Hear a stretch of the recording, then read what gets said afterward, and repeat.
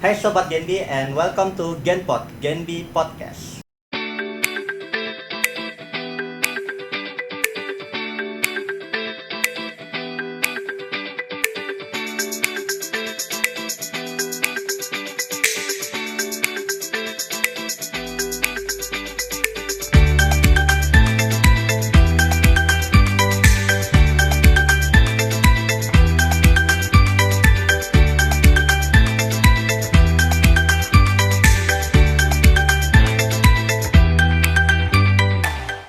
Nah, pada sore hari ini tentunya kita bakal melanjutkan podcast pada sesi selanjutnya. Di mana-mana Sobat Gendi pasti udah tahu ya mengenai kalau yang kemarin itu pembahasan soal seleksi PCPM. Nah, kita nih bakal membahas lebih lanjut dan lebih mendalam seputaran bagaimana seseorang yang telah mengikuti seleksi PCPM untuk selanjutnya bagaimana sebelum akhirnya ia menjadi seorang pegawai Bank Indonesia. Nah, pada sore ini tentunya aku selaku host Farhan Firdaus tidak sendiri nih. Aku juga ditemani oleh narasumber kita yang tidak kalah kece dan juga tentunya udah berpengalaman yang tentunya nanti bakal sharing kepada kita seputaran bagaimana aja sih sistemnya telah beliau lewatin selama mungkin pendidikan menuju akhirnya menjadi seorang pegawai Bank Indonesia yang sesungguhnya. Nah, mungkin tidak berpanjang-panjang. Oke, perkenalan aja mungkin Mas Faris. Lanjut Mas. Halo Sobat Genbi, dimanapun dan kapanpun kalian berada. Nama saya Muhammad Faris Solihin, saya Asisten Manajer Ekonomi Junior di Kantor Perwakilan Bank Indonesia Provinsi Riau. Oke, untuk perlu ketahui ya kalau Mas Faris ini beliau juga telah melewati seleksi menjadi PCPM sebelumnya dan kita mungkin bakal sharing ya di sini ya Mas. Dan tentunya juga mungkin bisa menjadi tips-tips dan juga beberapa yang lumayan agak padat nih podcast kali ini isinya gitu. Mungkin kita lanjut aja nih Mas. Kan tadi kita udah sebelumnya membahas di sesi sebelumnya itu bagaimana seleksi PCPM. Nah, kira-kira nih kalau seseorang yang udah lulus dalam PCPM, kira-kira apa sih yang pendidikan selama 1 tahun itu yang akan dia lakuin gitu? Mungkin Mas bisa jelasin mungkin proses bagaimananya perjalanannya gitu. Ya, jadi setelah kita melalui semua tahapan rekrutmen PCPM ya yang panjang dan menegangkan, terus ya alhamdulillah di situ kita keterima dinyatakan sebagai salah satu dari PCPM yang di-hire oleh Bank Indonesia. Yang pertama dan yang paling utama itu tentu saja adalah tahap pemberkasan. Tahap pemberkasan ini sebenarnya tahapan administrasi yang mungkin dipandang sebelah mata, tapi sebenarnya ini penting sekali karena ini kan kita mengumpulkan seluruh kelengkapan administrasi yang bisa dibilang itu kelengkapannya banyak dan tentu perlu kita persiapkan dengan sebaik-baiknya. Kalau saya nggak salah ingat dulu tuh ada kayak sekitar 15 berkas tuh ada tuh. Wow. Dari ijazah SD sampai kuliah gitu kan. Terus ya kelengkapan-kelengkapan lainnya lah yang administratif dan ya memang harus disiapkan dalam kesempatan pertama gitu. Jadi kalau dulu saya masih ingat pengumuman keterima itu kan tanggal 27 Desember 2019. Kemudian tahap pemberkasan itu sekitar pertengahan Januari. Nah itu saya punya waktu efektif tuh hanya dalam 2 minggu untuk mempersiapkan seluruh dokumennya. Jadi kayak kalau misalnya ditanya terkait tips ya pokoknya persiapkan semua dokumen-dokumennya gitu ya. Kemudian setelah pemberkasan kita menjalani yang namanya itu kita tahapan pendidikan selama 1 tahun sebelum diangkat menjadi pegawai BI. Nah tahapan pendidikannya itu kita melalui ada 3 proses. Yang pertama itu klasikal tuh jadi kita kayak kuliah lagi gitu, belajar terkait dengan kebang sentralan dan tugas-tugas Bank Indonesia. Kemudian orientasi itu jadi kita kayak semacam OJT. Kita berkelompok, satu kelompok tuh 5 orang, kita mempelajari proses bisnis di suatu satker dalam periode tertentu. Kemudian setelah itu adalah on job training. Nah kalau on job training ini tadinya kan kita orientasi itu berkelompok gitu kan. Oh ya, dan orientasi itu kita disuruh bikin makalah juga, tapi itu masih berkelompok. Nah kalau OJT ini kita sudah perorangan dan di akhir masa OJT kita juga membuat makalah kemudian present ke pimpinan. Nah, setelah itu masa evaluasi oleh oleh Bank Indonesia untuk kemudian ditentukan apakah kita diangkat atau tidak. Setelah pengangkatan, habis itu langsung diumumkan penempatan di mana kayak gitu. Menarik ya teman-teman. Ternyata seorang Mas Faris pun yang mungkin Sobat Genbi Riau nih udah tahu lah ya bagaimana latar belakang beliau yang bisa dibilang disiplin pun ternyata 2 minggu ya Mas tadi berkasnya. Iya. Ini kira-kira dengan waktu 2 minggu ketat-ketir nggak Mas penyiapannya untuk 15 berkas yang tadi itu? Ketar-ketir sih enggak ya, karena kan sebenarnya apa yang disyaratkan pada saat pemberkasan itu juga sebenarnya kita siapkan pada saat kita apply PCPM. Jadi ibaratnya kita hanya mengumpulkan berkas-berkas yang udah kita persiapkan sebelumnya gitu pas tahap seleksi. Nah, cuman mungkin ada beberapa berkas yang emang kita harus buat lagi gitu. Kalau ditanya apa, saya juga jujur lupa. Tapi intinya dalam 2 minggu itu bisa sih dipersiapkan asal ya dalam kesempatan pertama itu langsung disiapin gitu. Jadi saya waktu habis dapat pengumuman tuh, saya ingat itu masih kerja di Jakarta. Hari itu pengumuman, besoknya saya langsung ngajuin surat resign gitu kan ke perusahaan saya sebelumnya. Terus ya saya langsung pulang ke Bandung buat mempersiapkan semuanya gitu. Oke, tadi mungkin Farhan bakal untuk teman-teman di rumah atau yang di balik virtual yang menonton podcast kali ini. Jadi tadi tahapannya itu ada tahapan pas pendidikan nih, setelah seorang PPCM itu diberi pendidikan, itu ada namanya itu klasikal ya Mas tadi ya. Iya. Nah itu tahapan tadi ya tadi basic mengenai ke bank sentralan, kemudian ada masa orientasi, kemudian ada bela negara. OJT baru tahapan wisuda di mana seorang PCM tadi akhirnya menjadi seorang pegawai Bank Indonesia. Nah, mungkin nih Mas kira-kira apa dari tahapan yang Mas lewatin yang menurut Mas agak effortnya lumayan gede gitu, yang lumayan agak buat mungkin kalau bahasa kita apa ya, agak mungkin overthinking atau kayak gimana gitu keluh kesahnya mungkin selama melewati beberapa tahapan selama pendidikan 1 tahun itu? Kalau menurutku sih semuanya sama gitu ya, sama-sama susah dan butuh perjuangan gitu. Kita berangkat dari tahapan pertama dulu yaitu klasikal. Jadi klasikal itu kan kita kayak kuliah gitu, kita kelas waktu itu saya selama kurang lebih 2-3 bulan lah gitu. Jadi kita di situ mempelajari terkait basic-basic bank sentral, kemudian terkait basic-basic ekonomi juga, kemudian juga terkait dengan beberapa materi pengayaan terkait tugas enabler dari Bank Indonesia dan seterusnya. Itu cukup menantang bagi saya karena pertama kan saya bukan latar belakang ekonomi ya, saya latar belakangnya teknik industri. Jadi ya semua yang saya pelajarin tuh ya benar-benar hal-hal baru gitu. Hal-hal baru yang ibaratnya kita klasikal tuh satu angkatan, latar belakangnya beda-beda, ada yang udah expert banget, ada yang udah S2 ekonomi, ada juga yang kayak saya ya gitu yang ibaratnya ilmu ekonomi masih nol banget. Jadi ya struggle-nya dari hari pertama tuh ya kita udah harus belajar ekstra gitu daripada teman-teman lain yang udah ya emang udah latar belakangnya di sana gitu kan.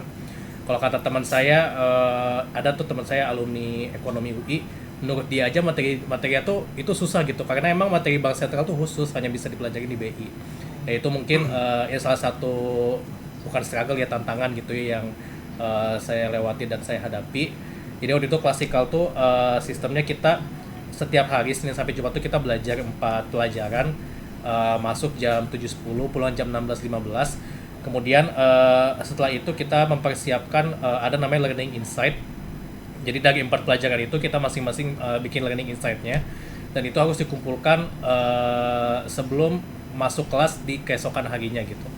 Jadi learning insight itu beda sama rangkuman, dia tuh jadi kita mempelajari sesuatu terus kita ambil insight-nya. Jadi apa yang kita udah pelajari itu kita kembangkan lagi dalam bentuk tulisan, misalnya gitu ya.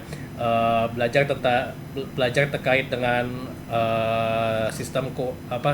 belajar terkait dengan sistem pembayaran di Indonesia, terkait blueprint sistem pembayaran Indonesia misalnya. Nah kemudian kita kan dapat insight dari belajar dari situ. Insight yang kita dapat adalah mungkin kita bisa menurunkan 1 atau 2 insight terkait rekomendasi kebijakan ke depannya, dan itu tuh bukan cuma 1 pelajaran tapi 4 pelajaran dan itu setiap hari kita bikin. Waduh. Jadi udah mengerti materinya aja butuh effort gitu kan. Betul. Terus kita bikin, jadi learning essay itu kayak semacam essay gitu dalam satu halaman, kita bikin essay-nya. Dan kalau misalnya essay dalam bentuk rangkuman itu kita udah gagal itu, karena kalau rangkuman doang ya nggak ada nilainya gitu kan, nggak ada insight yang kita ambil. Nah dari situ aja udah suatu tantangan gitu. Kemudian setelah itu ya alhamdulillah bisa dilalui gitu kan. Ceritanya kita udah punya bekal basic gitu terkait teori kebang sentralan. Kita masuk ke orientasi, di mana orientasi ini kita udah terjun praktikal gitu kan terhadap proses bisnis yang ada di departemen yang kita ikut orientasi gitu. Kebetulan saya waktu itu orientasi di 5 departemen berbeda. Masing-masing departemen itu saya orientasi selama 3 minggu. Ya, jadi dalam 3 minggu itu kita belajar seluruh proses bisnis dari departemen tersebut. Terus di akhir periode kita bikin makalah terkait insight atau mungkin improvement yang kita dapat dan kita pelajari selama 3 minggu itu. Dan itu juga perjuangan lagi, karena pertama selain kita memahami proses bisnis suatu departemen dengan cepat gitu kan hanya dalam waktu 3 minggu, kita harus bikin juga makalah improvement atau hal yang baru yang kita propose ke departemen itu apa. Dan kita kan kerja secara berkelompok, yang namanya kerja berkelompok itu kan tentu ada challenge sendiri gitu ya, gimana kita menyatukan banyak otak gitu. Dan lagi waktu saya kan angkatan COVID nih, jadi orientasinya tuh orientasi tuh saya kan jadi orientasi tahun 2000, saya kan pendidikan tahun 2020 tuh. Klasikal 95%-nya saya offline, tapi kayak cuma beberapa kelas terakhir lah pas Maret COVID merebak kan itu saya online lewat Zoom. Nah pas orientasi itu bisa dibilang saya full online, jadi menyimak materi itu dari Zoom, terus koordinasi itu dari Zoom juga. Jadi ya itu challenge-nya berlapis lah gitu. Berarti bisa dibilang struggle-nya Mas Faris ini nggak hanya capek secara tadi dijelasin ya, bagaimana nih orang baru yang nggak ngerti apa-apa, bahkan basic ekonomi pun nggak punya gitu. Nih harus dihadapin dengan namanya pandemi. Gila nggak tuh? Karena kita sendiri pun yang mahasiswa nih, Mas, aku pun sendiri juga ngerasain gimana jadi mahasiswa yang kita bayar UKT terus gitu kan. Cuman ya pembekalan UKT pun sendiri pun tetap, tapi pembekalannya ya gitulah gitu. Iya. Online kan serba terbatas gitu ya. Nah tapi ini menarik Mas gitu. Ternyata porsinya tuh sendiri terhadap leveling tiap fasenya itu ternyata sama ya Mas Pak, menurut Mas ya. Tidak ada yang lebih mudah atau apa? Iya, gitu nggak ya? ada. Karena itu kan pas kita masuk orientasi, kita sebenarnya kan udah punya bekal di klasikal kan. Jadi nggak bisa dibilang orientasi lebih susah dari klasikal juga, karena ya kita udah punya bekal, ya tapi bisa dibilang sama lah gitu. Terus ya kayak tadi kan masih orientasi tuh. Setelah orientasi lanjut on job training. Nah kalau on job training ini kita udah sendiri-sendiri nih. Nah ini juga kan sendiri-sendiri dan langsung terjun ke satkernya. Tapi tergantung. Kalau misalnya kita OJT-nya itu di Jakarta, itu kita WFH-WFO. Jadi ada WFH-nya, ada Zoom-nya, tapi ada WFO ke kantor juga. Tapi kalau teman-teman yang OJT-nya itu di luar DKI Jakarta itu full online tuh. Ya alhamdulillah waktu itu saya OJT-nya di KPW DKI Jakarta. Jadi saya WFH-WFO gitu, jadi ya sempat ngerasain suasana kantor. Ya itu juga perjuangan lagi gitu, karena kan kalau orientasi kan ibaratnya kita fokus belajar lah gitu. Kalau porsi kerjanya, kalau misalnya bisa diporsi mungkin 80% belajar, 20% kerja gitu. Tapi kalau udah OJT kan kita langsung terjun langsung nih ke lokasi OJT masing-masing. Nah ya itu kita ya pertama penyesuaian tempat baru itu ya pasti ada lah gitu kan. Terus kita langsung ilmu-ilmu yang kita pelajarin selama klasikal dan orientasi itu secara praktikalnya langsung kita praktekkan pada saat OJT gitu kan. Jadi menerjemahkan antara pemahaman kita terus kita implementasi di lapangan, yaitu challenge tersendiri juga gitu. Tapi ya kembali lagi kita kan udah punya bekal pada saat orientasi dan klasikal, jadi ya nggak bisa dibilang OJT lebih susah daripada klasikal, ya nggak juga gitu. Ada tantangan tersendiri lah semuanya. Benar-benar. Menarik ya teman-teman. Mungkin kalau kita lihat dari luar nih, lihat pegawai BI, kalau lihat-lihat jadi kepengen, dan kita nggak tahu nih mungkin dengan struggle gini. Nah kira-kira bagaimana nih teman-teman tanggapannya setelah mendengar cerita Mas Faris? Apakah masih tertanam pengen menjadi pegawai BI, atau mungkin udah mulai luntur kayak aduh tahapannya banyak banget ya, atau udah mulai pesimis? Nah kalau menurut Farhan sih, kalau Farhan nih jujur kayak tertarik nih Mas gitu. Karena kayaknya ternyata nih seorang Mas Faris yang basic ekonomi pun dari Fakultas Teknik tadi ya Mas gitu. Iya. Mas tadi dari Fakultas Teknik ya. Ini ternyata juga dibekali gitu, nggak langsung kayak tiba-tiba secara buta nih langsung diujikan gitu, dijadikan ke bank sentralan itu apa, ekonomi itu apa, mikro makro itu apa, enggak gitu teman-teman. Jadi ada tahapannya gitu. Nah tadi itu Mas di masa orientasi itu tadi Mas bilang ada di 5 departemen ya. Bisa di-spill nggak Mas 5 departemen itu apa aja kalau masih ingat? Iya, jadi waktu itu saya dapat 5 departemen. Pertama di Dekom, Departemen Komunikasi. Kemudian yang kedua itu di Dex kayaknya, Departemen Ekonomi dan Keuangan Syariah. Yang ketiga itu di Dekem, Departemen Kebijakan Ekonomi Moneter. Kemudian DSSK, Departemen Surveillance Sistem Keuangan. Satu lagi DPSP, Departemen Penyelenggaraan Sistem Pembayaran. Oke. Dari 5 departemen yang membuat Mas kayak akhirnya apa ya? Ada cerita tersendiri gitu Mas di departemen mana menurut Mas? Kalau saya ingat Mas dari pengalaman. Kalau ditanya sih ya 5-5-nya pasti ada cerita sendiri gitu ya. Ya karena kelima-limanya tuh menarik semua gitu. Jadi kalau disuruh milih sih nggak bisa, tapi kalau misalnya disuruh spill satu yang paling berkesan di Dekem, Departemen Kebijakan Ekonomi Moneter, karena itu kan bisa dibilang core-nya BI itu ya di Dekem ini gitu. Betul. Yang terkait bikin rekomendasi terkait kebijakan ekonomi moneter, termasuk dengan penetapan suku bunga dan seterusnya, yaitu otaknya atau think tanknya tuh ya ada di Dekem gitu. Ya jadi ya pertama di sana challenging karena secara keilmuan juga kan dia ya bisa dibilang yang paling inti lah gitu di BI. Jadi lagi-lagi butuh perjuangan juga gitu untuk memahami pekerjaannya apa, terus terkait skill-skill yang kita harus kuasai dan harus kita pelajari gitu untuk bisa survive selama 3 minggu. Belum bikin kajiannya juga, itu juga ada challenge tersendiri lah kalau misalnya di Dekem. Ya, tapi bukan berarti di 4 departemen itu di 4 departemen lainnya itu nggak berkesan, enggak. Iya betul. Tapi kalau disuruh cerita satu ya itu ada Dekem itu. Oke Mas, ini kan udah masa orientasi ya teman-teman. Nah tadi itu ya yang mungkin agak menarik nih, yang perlu kita pengen tahu lah nih dari segi sudut pandang Bank Indonesia, yaitu bela negara. Kayak mana sih bela negaranya pegawai PCPM sebelum menjadi pegawai BI itu Mas? Oh ya, bela negara ya, lupa Iya. tadi. Jadi bela negara tuh dilaksanakan sebelum klasikal. Kita bela negara tuh di Rumpin Bogor. Bela negaranya seminggu.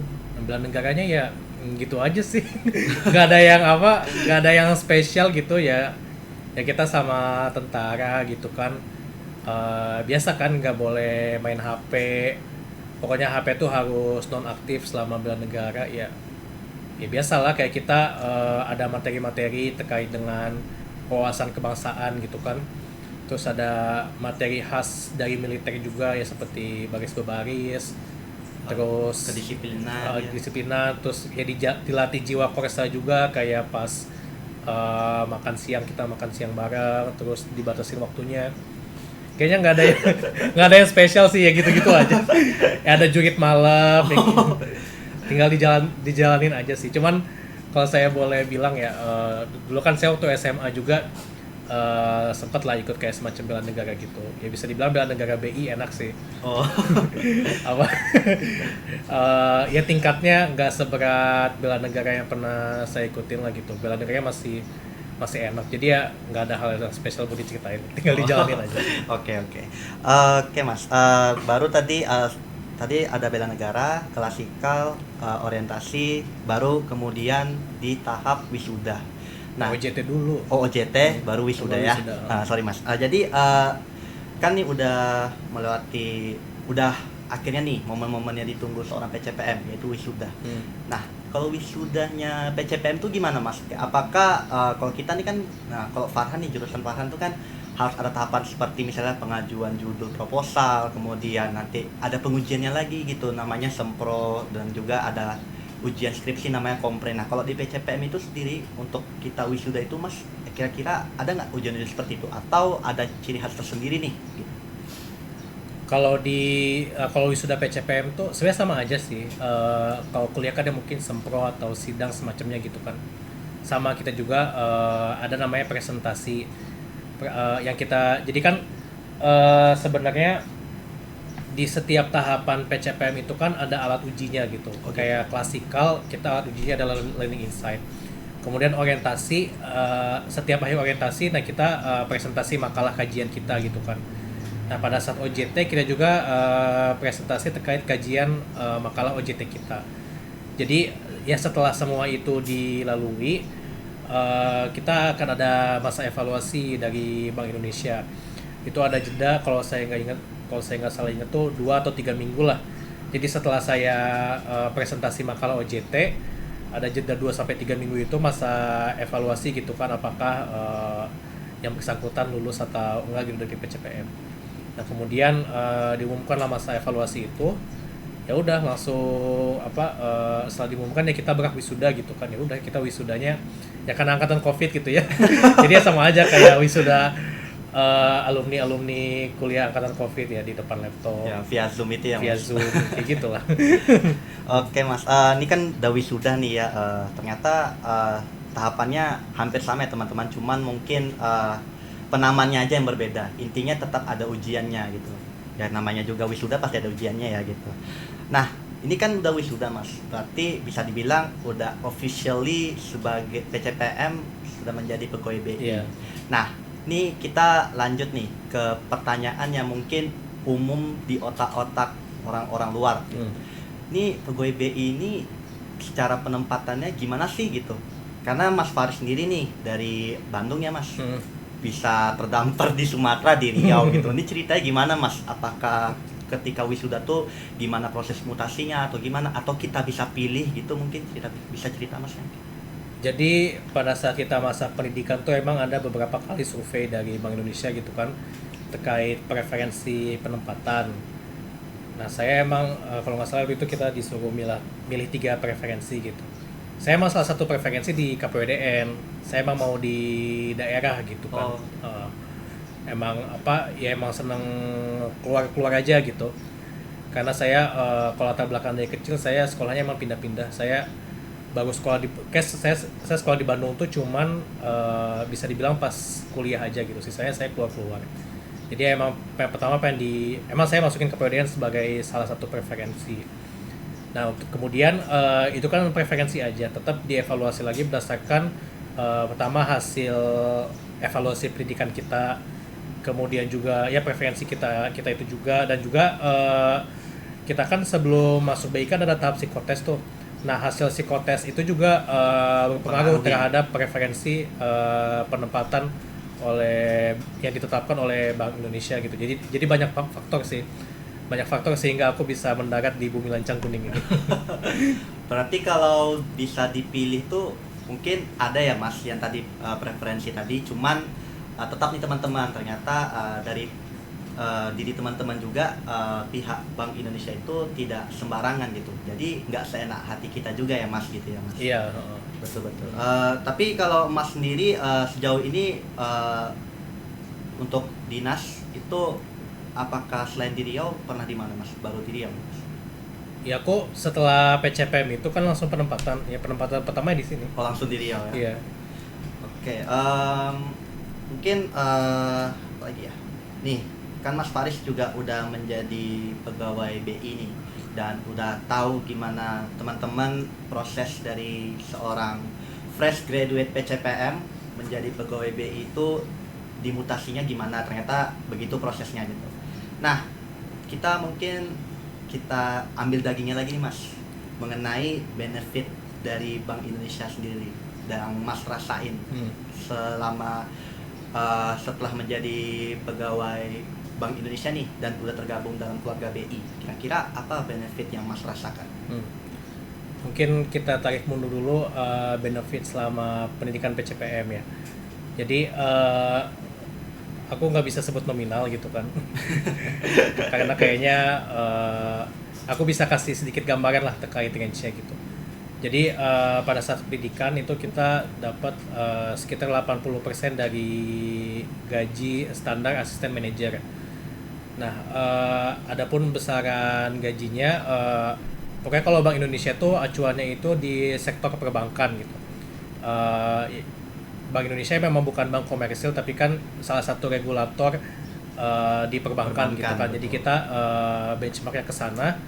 Yang bisa saya katakan adalah dari benchmark perbankan itu kita yang target tertinggi lah gitu.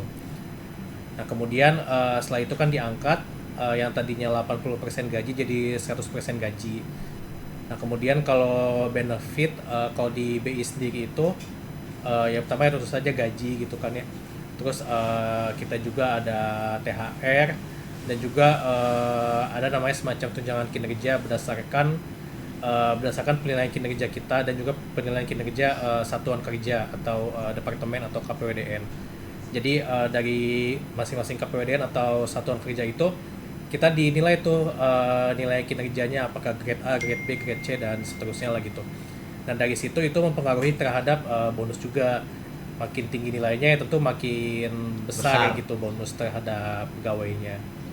Terus ya biasanya ada bonus-bonus insidental juga, tapi itu nggak tentu gitu. Jadi kalau yang tentu sebenarnya komponen di BI ya itu gaji, terus THR sama bonus kinerja. Nah, ini kita udah terspill ya teman-teman gambaran mengenai gaji. Karena kalau pekerjaan tentu nggak jauh-jauh ya Mas dari gaji. Tapi mungkin teman-teman juga penasaran nih Mas, karena kita juga takut tambah dewasa gitu. Takutnya kerjaannya ini udah milih kerjaan ini, ternyata nggak sesuai dengan hati gitu. Nah, kalau Mas sendiri benefit yang di luar dalam konteks duit gitu, misalnya mungkin lingkungannya mungkin atau apa, mungkin bisa spill nggak Mas kira-kira di BI itu gimana? Ya jadi selain gaji yang kompetitif, benefit utama dari bekerja di Bank Indonesia itu adalah kesempatan sekolah. Jadi kesempatan sekolah di BI itu benar-benar terbuka luas banget gitu kan. Kita bisa apply di univ yang emang kita mau, baik yang ya top tier, top 10, top 20, top 100. Itu bisa kita apply aja selama emang kita memenuhi kualifikasi di sana. Dan prosesnya juga relatif singkat lah gitu. Jadi kalau misalnya di BI itu kalau nggak salah setelah 2 tahun masa dinas kita udah boleh ngajuin, kalau di kita namanya program tugas belajar atau PTB. Nah kita boleh ngajuin termasuk juga dalam universitasnya. Kemudian singkat ceritanya setelah kita diterima dan dinyatakan BI untuk boleh melakukan program tugas belajar ke universitas tersebut, kita juga dikasih pembekalan sama BI. Jadi dikasih pembekalan kelas gitu. Jadi kita nggak dilepas gitu aja gitu. Terus pada saat kita kuliah di sana juga, selain kita dapat uang saku, kita juga dapat full gaji.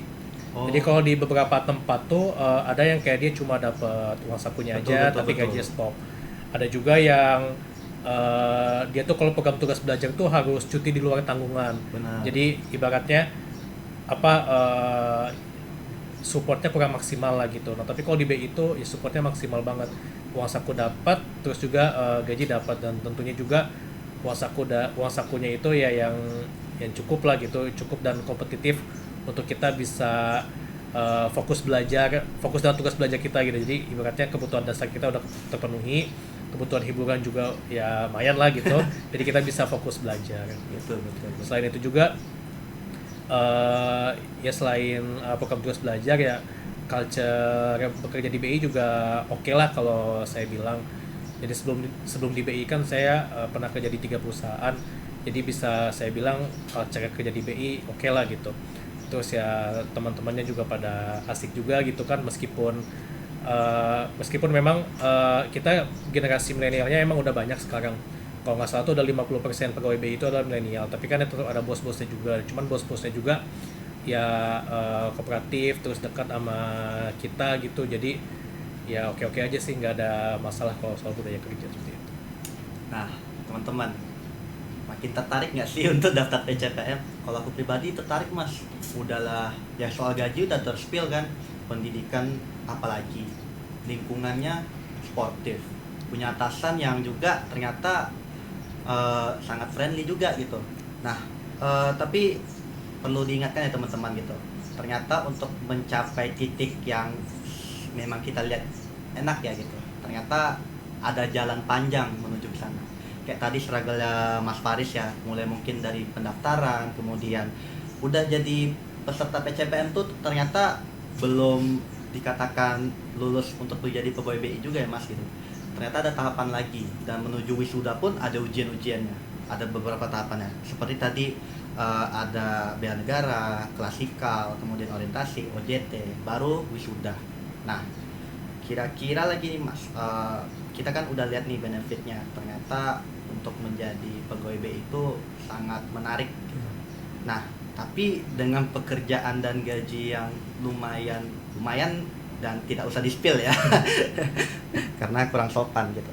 Jadi kita penasaran nih, kalau gaji yang segitu pasti ada tanggung jawabnya ya Mas gitu. Apalagi tadi pendidikannya juga, BI ini seakan-akan pegawainya disiapkan untuk menjadi SDM yang unggul gitu. Nah, kira-kira mungkin bisa di-spill nggak Mas? Secara umum aja gitu, job desk dan juga secara gimana kinerja Mas selama menjadi pegawai BI gitu. Mungkin bisa diukur, mungkin nanti di akhir kita rate lah dari 1/10 gimana beratnya gitu. Iya, jadi kalau job deskku ini kan tahun keduaku di BI setelah diangkat gitu ya. Kalau tahun pertama dulu aku di unit kehumasan sebagai pembina Genbi juga ya kan. Tapi juga ikut terangkap jadi ekonom junior di fungsi perumusan. Nah kalau kerjaan sih kalau misalnya di unit kehumasan gitu ya, kita kan bertanggung jawab terhadap hubungan dengan stakeholder. Dan instrumen kita untuk hubungan sama stakeholder itu ada beberapa ya, salah satunya pembinaan dari SDM unggul melalui Genbi. Kemudian kalau di perumusan sendiri kita itu memberikan advisory terkait dengan kajian ekonomi regional, dalam hal ini Riau, ke beberapa stakeholder kita, salah satunya Pemprov gitu. Terus juga kita menyusun kajian-kajian rutin, ada kajian bulanan, ada kajian triwulan juga yang itu bisa diakses sama publik, yaitu laporan perekonomian provinsi atau LPP. Itu ada semua di website Bank Indonesia, tinggal pilih aja LPP Provinsi Riau. Nah itu bab inflasi itu aku yang nulis. tahun kemarin aku nulis inflasi, tahun ini aku nulis SSK atau Stabilitas Sistem Keuangan. Nah terus tahun ini aku pindah ke fungsi pelaksanaan pengembangan UMKM. Ya seperti namanya ya, aku mengembangkan UMKM berdasarkan framework pembinaan UMKM Bank Indonesia, yaitu pertama peningkatan kapasitas, kemudian juga peningkatan akses pembiayaan, dan yang terakhir adalah mendorong UMKM unggul untuk ekspor. Nah jadi yang pertama meningkatkan kapasitas, ini lebih kepada peningkatan kapasitas produksi melalui bantuan-bantuan teknis, juga melalui pelatihan-pelatihan, seperti itulah simpelnya. Kemudian yang kedua tadi adalah terkait peningkatan akses pembiayaan. Tapi di sini akses pembiayaan itu bukan berarti BI langsung ngasih pinjaman kayak bank komersial gitu. Betul. Tapi kita lebih ke business matching, yaitu mempertemukan antara UMKM dengan pelaku-pelaku usaha sesuai dengan keperluannya gitu. Misalnya dengan eksportir, atau dengan agregator, atau mungkin dengan lembaga pembiayaan juga, baik yang bank maupun non-bank. Kemudian yang ketiga adalah mendorong UMKM unggul untuk ekspor. Ini kaitannya lebih kepada pencapaian tugas BI, yaitu stabilitas nilai rupiah baik dari sisi inflasi dan nilai tukar. Salah satunya itu kan kalau misalnya kita ekspor yang meningkat, CAD kita juga ikut menurun, dan itu berdampak pada stabilitas ekonomi kita juga gitu. Khususnya juga inflasi, di mana kalau UMKM kita maju, otomatis UMKM kan naik kelas, punya daya beli lebih bagus, membuka lapangan pekerjaan lebih banyak, otomatis orang-orang yang berpenghasilan lebih banyak, dan daya beli kan terjaga gitu. Daya beli terjaga, meningkatkan daya beli, sehingga tingkat inflasi juga bisa lebih kita jaga gitu. Jadi itu 3 tugas aku di UMKM sekarang. Dan di satu sisi aku juga masih rangkap sebagai ekonom junior. Cuman bedanya kalau tahun lalu saya ngurus inflasi, tahun ini aku ngurus SSK atau Stabilitas Sistem Keuangan. Oh, interesting ya teman-teman. Ternyata dalam waktu 2 tahun pun Mas Faris nih udah megang humas pun pernah, kemudian di UMKM. Nah, mungkin sebelum kita ke sesi berakhirnya podcast ini Mas gitu. Kira-kira dari dua uh, divisi ini yaitu humas dan juga UMKM, kira-kira lebih struggle yang mana atau sama aja?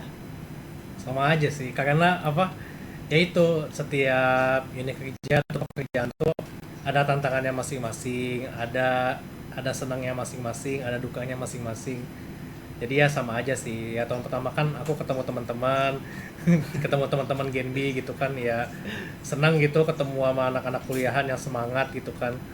Tahun ini aku lebih banyak ketemu sama masyarakat, sama UMKM gitu kan, dari emak-emak, bapak-bapak, anak muda, pengusaha. Pokoknya aku ketemu semua lah, ketemu semua lapisan masyarakat gitu. Oke, menarik ya Mas. Kira-kira nih ada juga nih terbenak di pikiran tadi yang dihadapin ibu-ibu gitu kan. Nah kita kan tahu nih mindsetnya ibu-ibu itu kan mengenal Bank Indonesia tuh kayak ladang duit gitu. Nah itu menjadi struggle tersendiri nggak bagi Mas? Kayak untuk memberikan edukasi ke mereka pengertian gitu. Kalau kita itu ke bank sentralan itu tidak seperti bank komersil. Gitu. Ya itu udah template gitu ya, kalau misalnya kita berhadapan masyarakat terkait BI, ditanyanya pasti, bang kalau nabung di BI bunganya berapa gitu. Terus gimana caranya buka rekening di bank BI, nyebutnya juga bank BI gitu kan. Ya kasih edukasi aja, BI itu bukan kayak bank komersil. Ibaratnya kalau bank komersil tuh masyarakat nabung dan minjem uang di bank. Nah bank bank minjem dan nabungnya di mana ya, di BI gitu, di Bank Indonesia. Betul, betul, betul. Jadi itu gampangnya. Oke, kita mungkin udah sampai nih di penghujung sesi podcast Genpod edisi kali ini. Dan untuk teman-teman sobat Genbi, udah kita ulas dalam ya mengenai seorang PCPM itu, mulai dari struggle-nya pendidikan. Tadi itu ada tahapan-tahapannya gitu. Seperti tadi ada tahapan bela negara, klasikal, kemudian orientasi, OJT, baru wisuda. Dan wisuda pun itu ternyata PCPM itu belum udah lolos nih seleksi. Ternyata tidak langsung menjadi seorang PCPM yang memang langsung pegawai BI. Ternyata ada struggle-nya. Yang tadi Farhan sebutkan itu adalah salah satunya gitu. Nah jadi kalau misalnya untuk teman-teman nih, apalagi sobat GNB gitu, ya mungkin terinspirasi untuk pegawai menjadi pegawai Bank Indonesia, menarik ya teman-teman. Ternyata dari fasilitas yang diberikan oleh lembaga sekelas BI pun ternyata ada beberapa tanggung jawab besar juga gitu.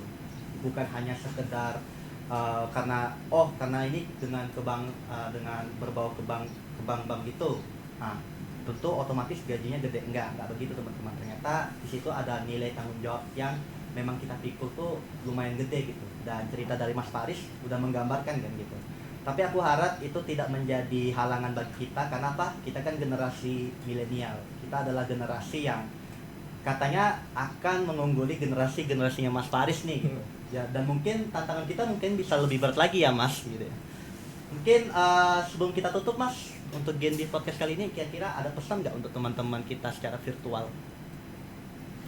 Kalau pesan dari saya, semisal teman-teman berminat masuk PCPM, PCPM BI, perjuangkan gitu. Kalau misalnya gagal sekali nggak apa-apa, coba lagi. Karena saya ini PCPM yang keterima ini saya trial yang kedua gitu.